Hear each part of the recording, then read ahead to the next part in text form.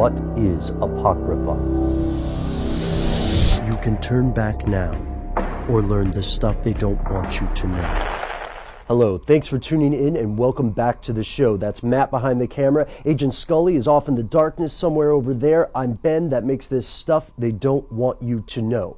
Now, longtime viewers, you probably saw our last week's episodes on Nazis, magic, and the search for lost civilizations. Pretty contentious topic, right? It can ruffle some feathers, to say the least. So this week, Matt and I decided that we should do something a little bit safer, a little bit less controversial, something a little less sensitive.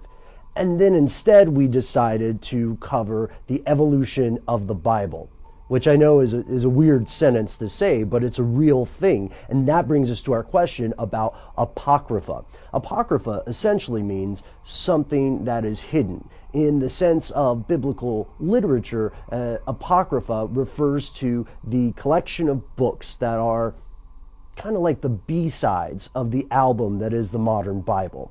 These are the things that are not typically included in the official version of some denomination's religious work. And of course, at this point, there are already a couple of elephants in the room, and the biggest one that we should point out right now is that, yep, modern denominations have widely varying versions of the Bible.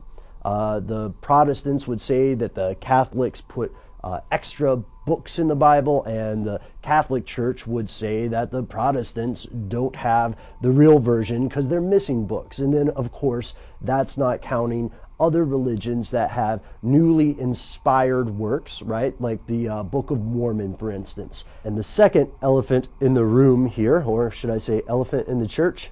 Yeah, it's corny, but we'll go with it. The second elephant in the church here is the question of how these books are chosen. At what point do we decide, we being the church authorities, right? What point do we decide that a book does or does not belong in the Bible that all the followers of the religion would read? For example, should only books written by apostles be included in the official Bible? Should books that contain stories, anecdotes, or philosophies currently considered heretical also be excised from the Bible? It's strange when you look back at books that didn't make it in, like the Book of Enoch, for instance. So there are a couple of different types of Apocrypha or classifications of it. There are books that have never, as far as we know, been included in a mainstream Bible. And when I say mainstream, what we mean here is one of the more well-known denominations of Christianity. Then there are books that were once upon a time considered canonical or showed up in Bibles, but then later they were taken out.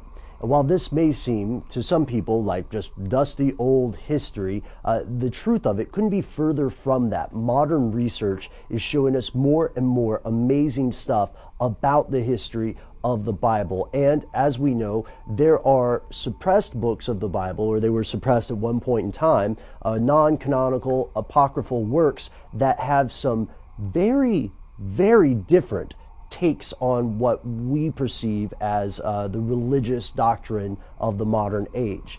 But Matt and Ben, you might be saying, why are you covering this? Great question. Matt and I are coming out with a brand new episode in partnership with our friends at All Time Conspiracies later this week. In this episode, we're going to take a look at how apocryphal books became apocryphal in the first place, and who did it, and why.